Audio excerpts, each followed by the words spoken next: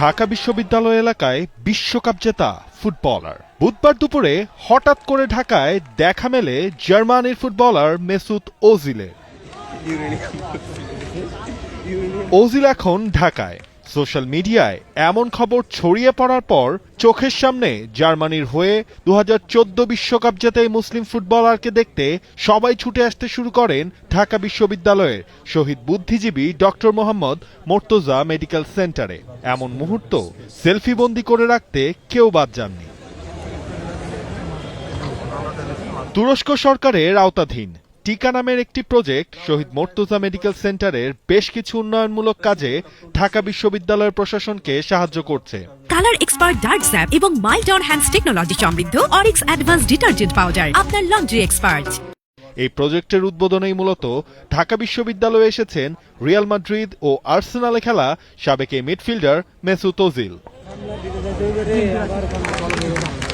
আজ ঢাকা অধ্যায় শেষ করে কাল তিনি ছুটবেন কক্সবাজারের উখিয়ায়।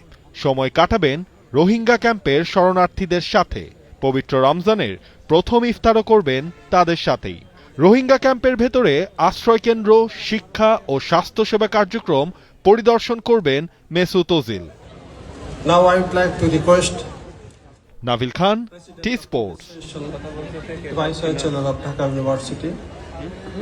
Yes. Thank you very much. God bless. জার্মানির সাবেক footballer. Thank you, sir. Dhaka ইউনিভার্সিটির Yep.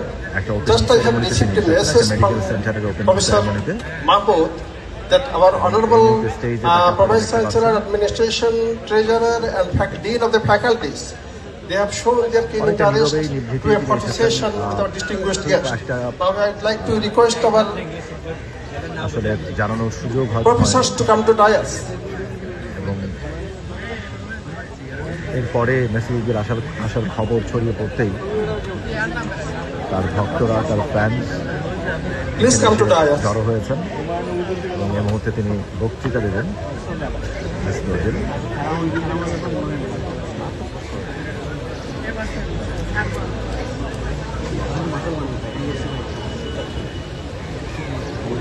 For more updates, subscribe to our YouTube channel and click on the bell icon. Follow us on Facebook and Instagram.